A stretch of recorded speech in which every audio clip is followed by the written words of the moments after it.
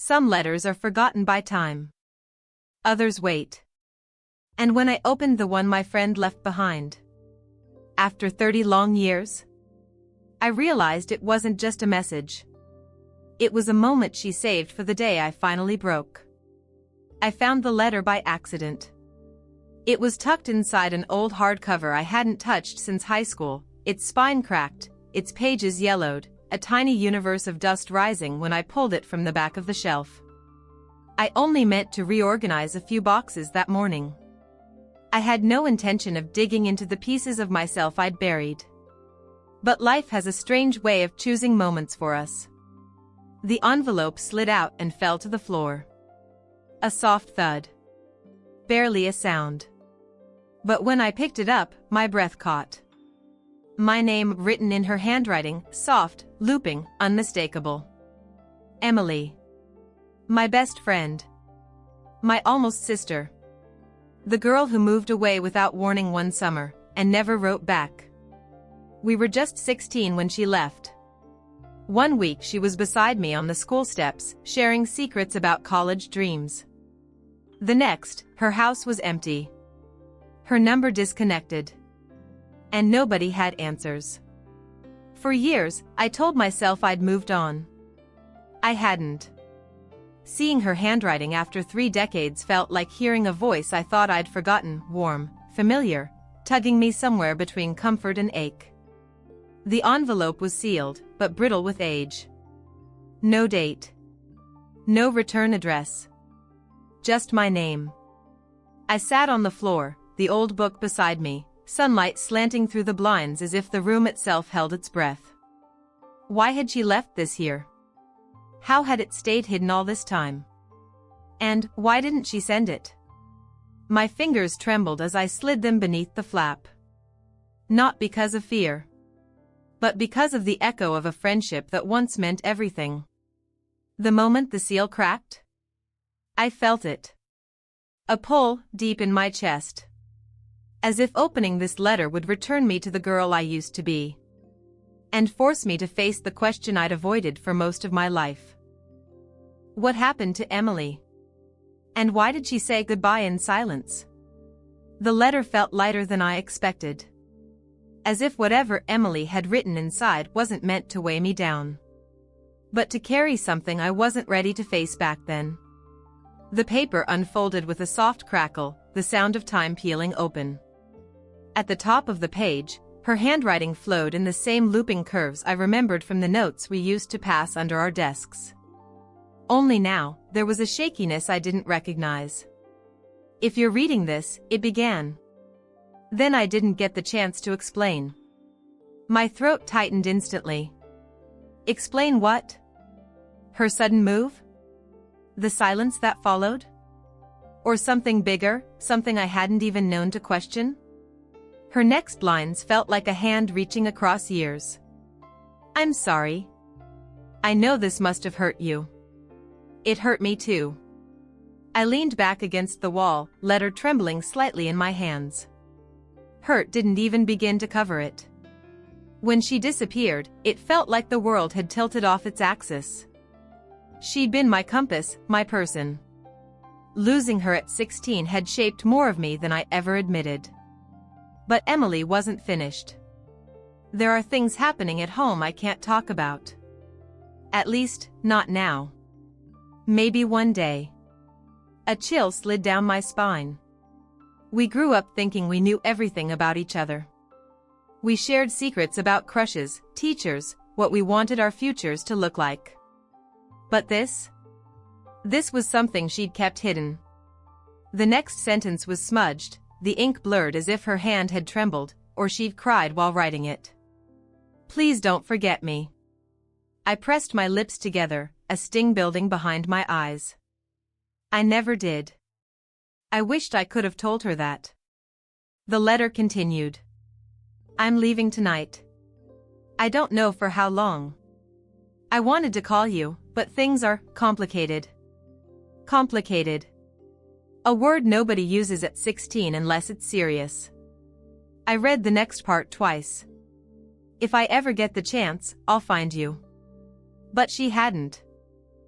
30 years had passed. No message. No visit. Nothing. Until this letter. I lowered the page, letting out a slow breath as a single thought tightened in my chest. What happened to Emily after she wrote this? And why did she never get that chance? I stared at the letter for so long that the room around me seemed to fade. Only Emily's words remained, floating, echoing, unsettling. There was more written below, but before reading further, I needed to breathe. To steady myself. To let 30 years of confusion settle long enough for clarity to push through. I placed the letter on my lap and closed my eyes. The memories came instantly, uninvited, vivid. Emily laughing beside me on the swings after school. Emily braiding my hair before my 15th birthday party. Emily sitting on the curb outside my house, her shoes scuffed, her smile small, but always real. And then, the last day I saw her. It was early June. Warm, bright, the kind of day that feels like a promise. She had given me a tiny silver bracelet, thin, simple, engraved with a single word. Brave. You'll need this someday, she'd said with a grin that didn't quite reach her eyes. I never understood what she meant. I wore the bracelet for years, through college, through failed relationships, through the quiet loneliness adulthood sometimes brings. But the day she left, the bracelet lost its shine. It became a reminder of a goodbye I never got. I opened my eyes slowly, blinking the memories away. The letter lay open, waiting. I picked it back up. The next lines felt heavier, as if she'd pressed the pen harder into the page.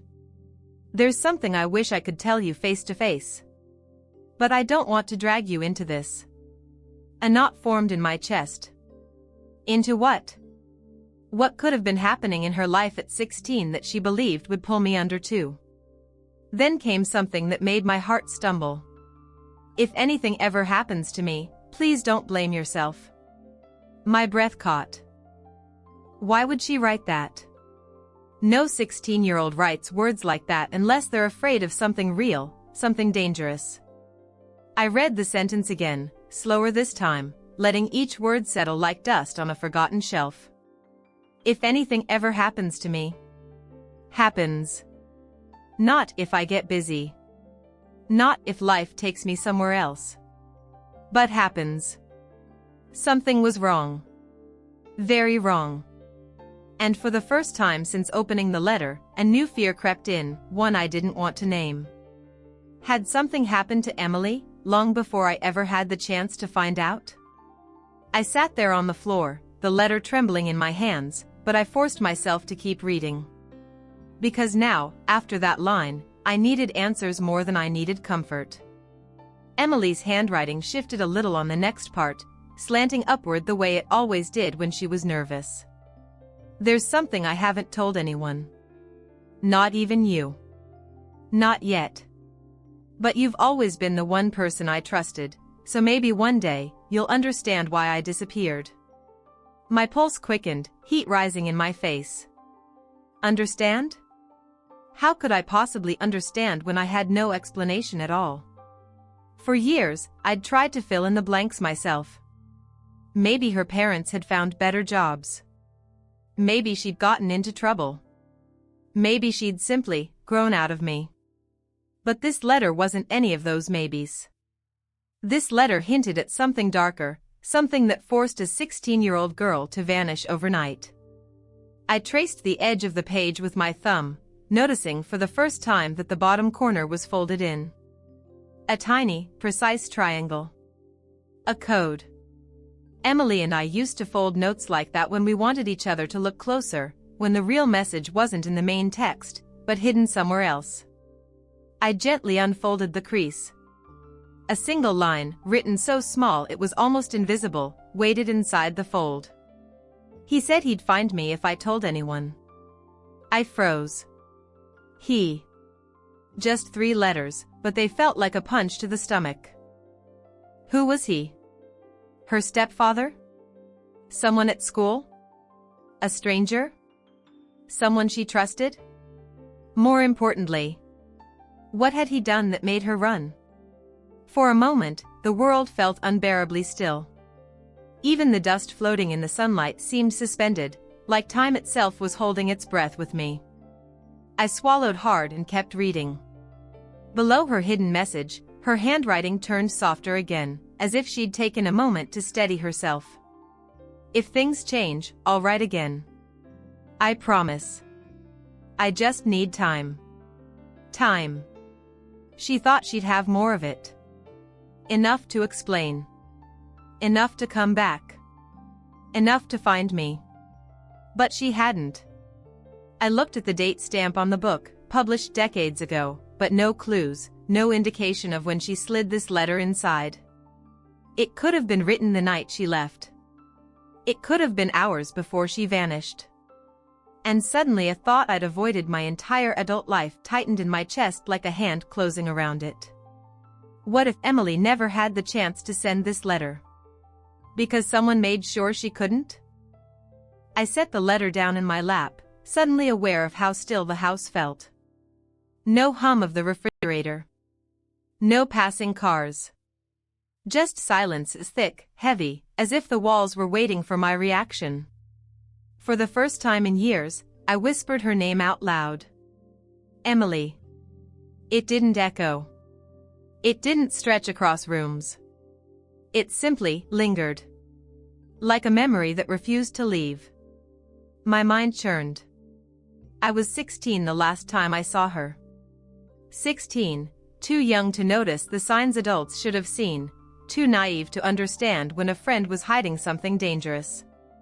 But now, reading her words with the eyes of someone who's lived life, who's learned its darker edges, I couldn't ignore the truth anymore. She hadn't left by choice. She'd left because she felt she had to. And whoever he was, she believed he could find her. A cold shiver ran through me.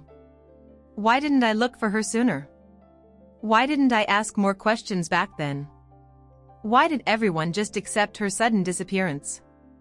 I stood up and carried the letter to the kitchen table, sliding it beneath the warm glow of the overhead light. The ink looked older there, faded, fragile, carrying secrets in every line.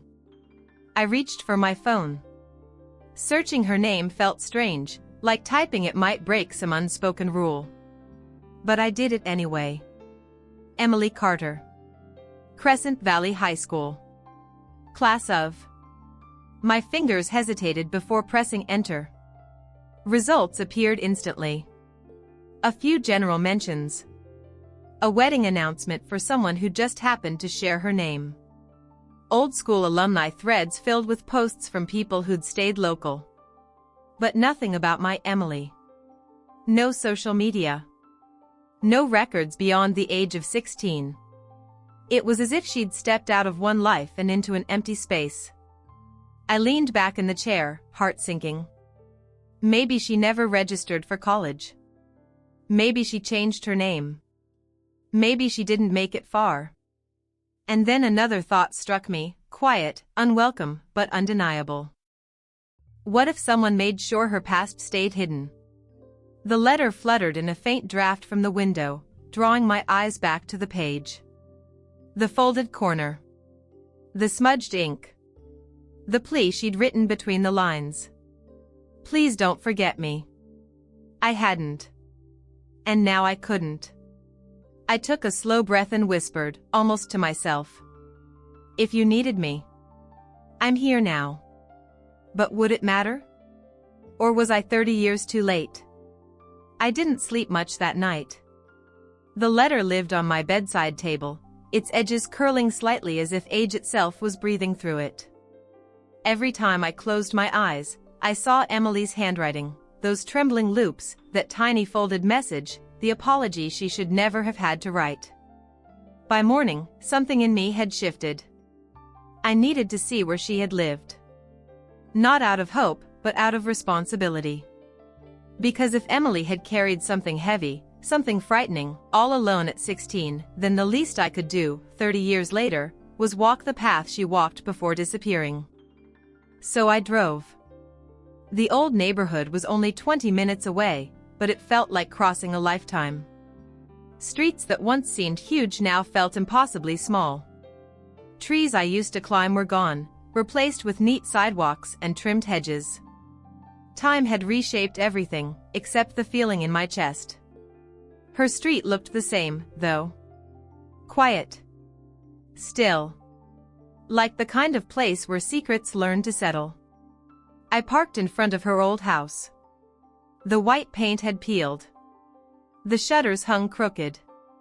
The lawn was brown and uneven, as if no one had tended to it for years. But someone lived there. A car sat in the driveway, dusty but not abandoned. I hesitated, gripping the letter tightly in my pocket. What was I even hoping to find? A clue? A neighbor with a perfect memory? A sign, any sign, that Emily's story hadn't simply ended in silence? Before I could overthink it, the front door creaked open. An older woman stepped out. Gray hair pulled into a loose bun, cardigan wrapped around her like armor. She paused when she saw me, eyes narrowing slightly, not in suspicion, but recognition of a stranger with purpose. "Can I help you?" she asked gently. I swallowed, my voice softer than I expected. "Hi, I used to know the girl who lived here. A long time ago. Emily Carter." Her expression shifted. Not shock. Not confusion. Something else, something that made my stomach knot. "You were her friend?" she asked quietly. "Yes," I said. "Her best friend." She let out a slow breath, as if she'd been holding something in for years. "Then, maybe you should come inside." The way she said it, calm but heavy, sent a faint tremor through me. Because it didn't sound like someone about to share a fond memory. It sounded like someone who knew a truth no one had ever had the courage to speak. And suddenly, I wasn't sure if I was ready to hear it. The woman led me into the living room, a small, tidy space filled with old furniture and the soft scent of lavender. Nothing about it felt threatening. But everything about it felt heavy. She motioned for me to sit. I did, my palms damp, my heartbeat loud in my ears. For a long moment, she said nothing. She looked toward the window instead, as if gathering pieces of a memory she'd never wanted to revisit. Finally, she spoke. "I remember you," she said. "You used to come over after school. You two were inseparable." Her voice held a kind of tenderness that made my chest ache. "Yes," I whispered. "We were." The woman took a slow breath. She was a sweet girl. Quiet. Always polite. But she carried something heavy. I could see it, even back then. I leaned forward. "Do you know why she left? Or what happened?" She hesitated, just long enough to confirm she knew more than anyone ever told me. "It wasn't her choice," she said softly. "Her home life wasn't safe." My throat tightened. She didn't go into details, and she didn't need to. The moment she said unsafe, it connected with the folded corner of the letter, the hidden message, the trembling handwriting, the word he. She tried to stay strong, the woman continued. She had this way of pretending everything was fine, but, some days, she looked like a storm was following her. I swallowed hard. That was Emily, always smiling, always saying she was okay, even when her eyes said otherwise. "What happened the night she left?" I asked. The woman's gaze dropped to her hands. I heard raised voices. And after that, the door slammed. Her mother came outside, crying. A car left the driveway not long after. By morning, the house was empty. No explanation. My pulse quickened. "No one knew where she went?" I asked. She shook her head slowly. "Not officially. But rumor was, a relative took her in somewhere far away. Quietly. To keep her safe." Safe. The word felt like both a relief and a heartbreak. Safe meant she had somewhere to go. Safe also meant something had scared her enough to run. I reached into my pocket and unfolded the letter slightly. She wrote this, I said. To me. But I never saw it until yesterday. The woman's eyes softened with something like sorrow, and something like understanding. She must have hidden it in that book when she knew she wouldn't have time. Maybe she hoped you'd find it sooner. So she didn't forget me? I asked, my voice barely a whisper. Oh, sweetheart, she said, her expression warming, she adored you. She talked about you all the time. My breath hitched, unexpected, painful, precious. The woman's next words landed gently, but with the weight of truth. Emily didn't walk away from you. She walked away from what was hurting her. For the first time in decades. I felt something inside me loosen. Not closure, not yet. But the beginning of it. The woman poured us each a glass of water, her hands steady but her expression distant, like someone who'd carried a truth too long and wasn't sure how much to share. I held the letter gently, its fold softening, its presence growing heavier the more I understood. Do you know where Emily went? I asked. She hesitated. For a moment, I worried she would shut down, that this would be the point where the answers stopped. But then she nodded slightly. I don't know the exact place, she said. But I know she went to stay with her aunt. Somewhere out of state.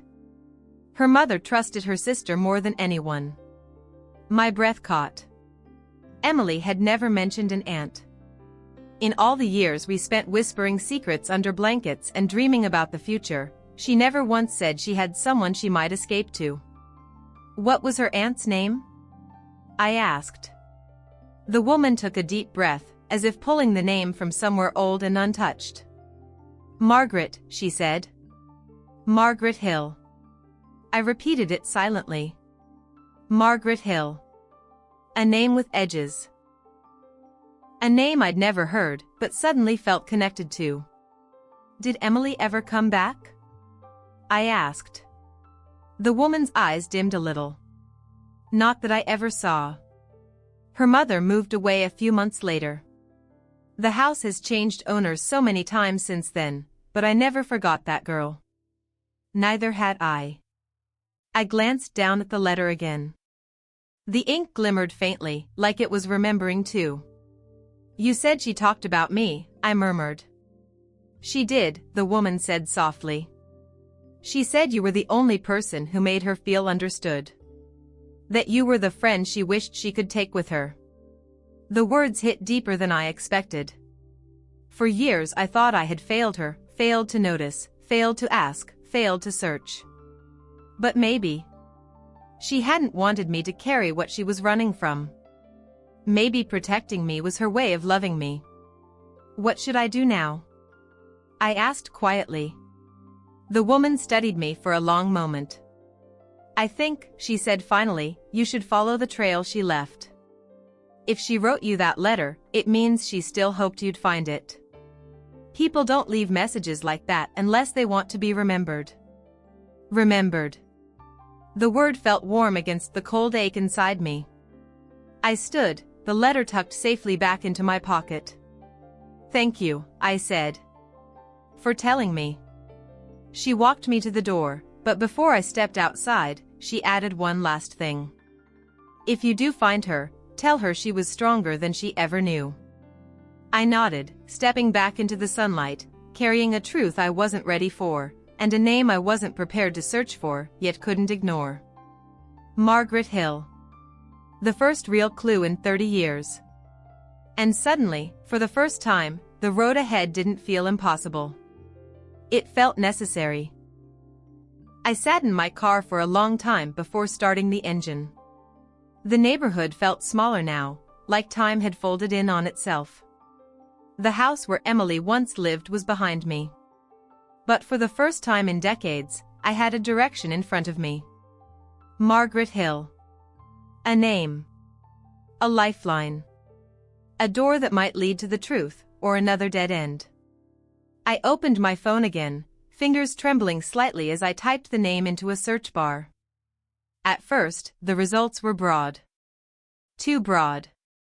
Margarets and Hills scattered across states and towns, none of them tied to Emily.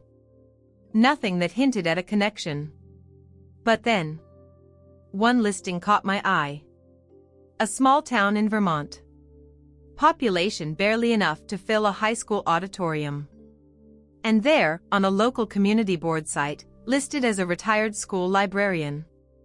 Margaret L. Hill. My pulse quickened. It wasn't proof. But it was the closest thing to a possibility I'd had in 30 years. I clicked on the listing. No address, just the town name. And something inside me whispered. Go. Not out of nostalgia. Not out of regret. But because Emily had left words for me to find, and I had finally found them. The drive home was quiet. Roads blurred past. Memories rose and fell like waves, her laugh, her bracelet, the secrets she'd tried so hard to hide. And now, the fear that whatever she'd gone through, she might have carried alone, long after she left. By the time I reached my house, the sky had shifted into late afternoon light. I placed the letter on my kitchen counter, smoothing its edges. Then I noticed something I hadn't seen before. On the back of the page, faint, almost invisible in the right angle of light, there was a small mark. Not a word. Not a note. Just a faint, hand-drawn star. Emily only drew those stars when she was trying to tell me. Look closer. This matters. Follow this. And suddenly, the ache in my chest sharpened. What if she had always hoped I'd follow? What if she believed one day I'd read this letter, and I'd come looking? I picked up the page again, holding that faint star between my fingers. I'm coming, Emily, I whispered into the quiet room. Not as a promise. But as something deeper? A truth finally ready to be carried. The next morning, I woke with a decision already made, quiet, steady, certain. I was going to Vermont. Not to chase ghosts. Not to rewrite the past. But to honor a friendship that had shaped me, even in its absence. I packed lightly. A change of clothes, my phone charger, and the letter sealed in a small folder so the edges wouldn't bend. It felt almost ceremonial, like I was preparing to meet a piece of my childhood face to face. As I started driving north, the highway stretched out ahead like a ribbon of unanswered questions. The miles blurred into forests, open fields, small towns that looked untouched by time. Each one reminded me of the quiet corners Emily used to love, places where she said she could think without feeling watched. Hours later, the Vermont border sign appeared. Small. Simple. But it sent a pulse of something through me, anticipation, fear, hope, maybe all three. The town where Margaret Hill lived was even smaller than I expected. A single main street. A post office barely bigger than a classroom. A diner with half the parking lot empty. And a library.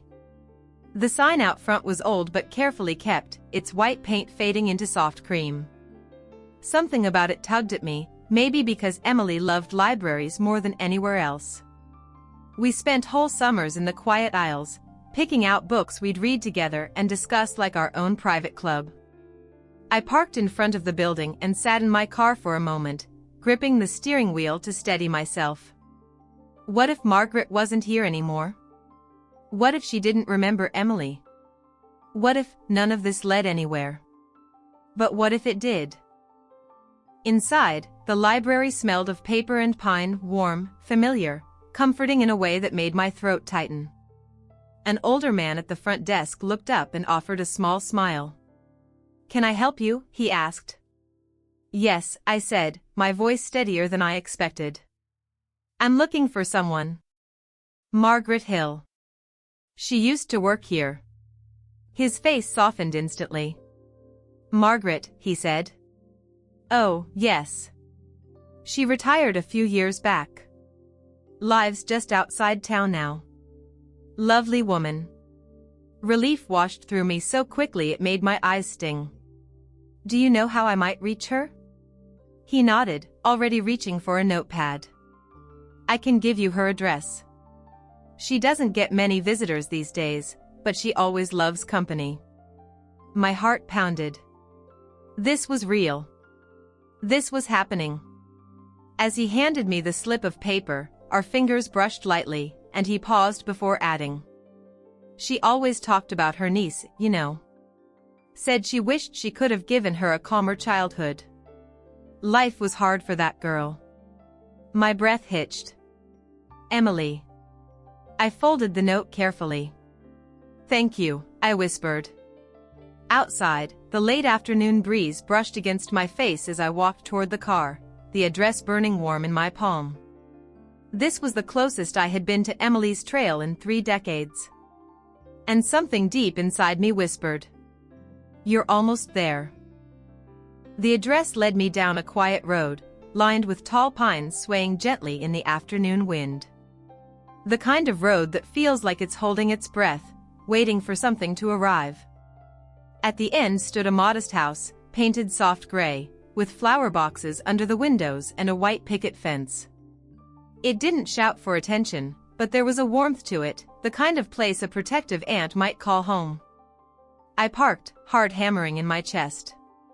My hands shook slightly as I gripped the letter again. It had been my anchor for the past 30 years. And now, it felt like a key. I rang the doorbell. A moment passed. The sound echoed softly down the quiet street. Then the door opened. Margaret stood there. Older than I expected, but with a smile that held quiet strength.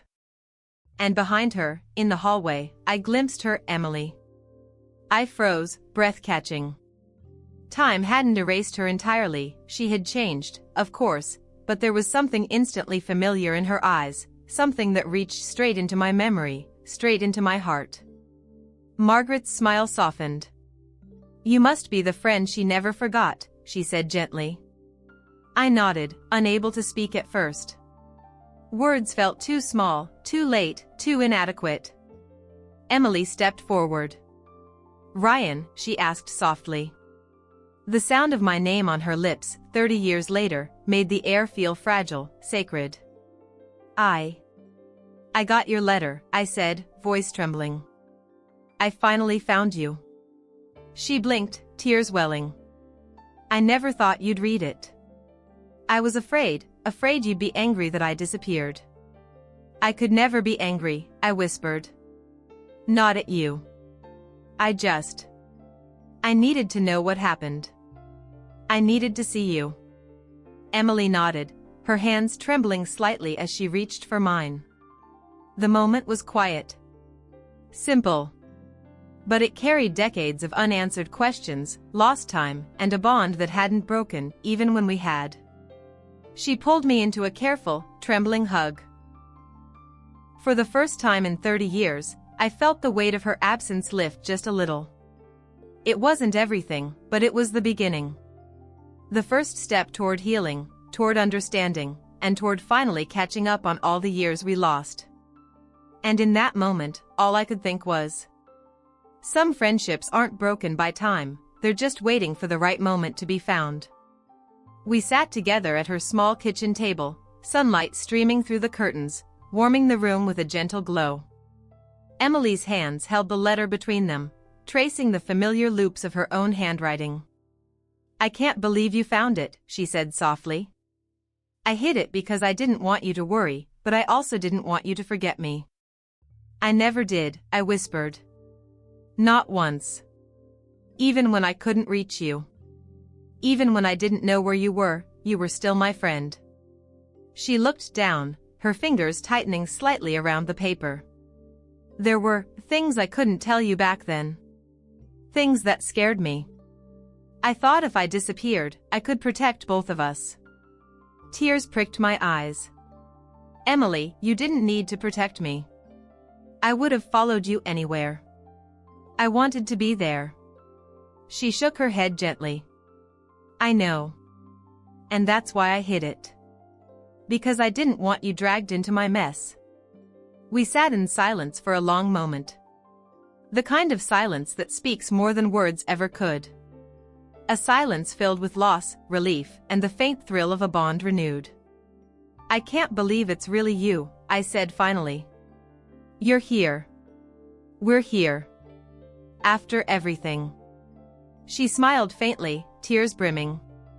"Yes," she said. "After everything." The letter lay on the table between us, a bridge across decades. And though the past couldn't be changed, the present held something new. Connection, understanding, and the knowledge that some friendships survive even the longest separations. "I never want to lose touch again," I said. Emily nodded, her eyes glistening. "Me neither. Not now. Not ever." For the first time, the years apart felt less like lost time, and more like a journey we had finally navigated together. We stayed at the table long after the sunlight shifted, talking quietly, sharing fragments of lives we'd lived separately. Emily told me about the places she'd been, the challenges she'd faced, and the people who had helped her survive. I told her about the years without her, the small moments when I'd think, "I wish Emily were here." The letter lay between us, its edges worn but its words alive.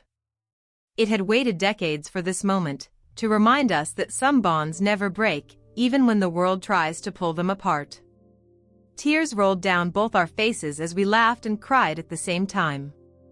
The release of years of silence, of missed birthdays, of unspoken fears. It wasn't just a reunion. It was a healing. A reclaiming of a friendship time could not erase. I held her hands, feeling the same warmth I remembered from so long ago. "I'm so glad I found you," I whispered. "And I'm glad you came," she replied. Her smile was soft, fragile, and beautiful, full of everything we had lost, and everything we still had. As I left the house that evening, the sky painted in pinks and golds, I felt a weight lift from my chest. The letter had done more than guide me, it had reminded me that love, friendship, and trust can survive even the longest silence. Some connections aren't just memories. They're anchors. Lifelines. Quiet reminders that no matter how much time passes, some people are meant to find each other again. And for me, finding Emily after 30 years was the most precious proof of that truth. If you have someone you haven't reached out to in years, maybe it's time to open that letter, send that message, or make that call. You never know what healing might be waiting on the other side.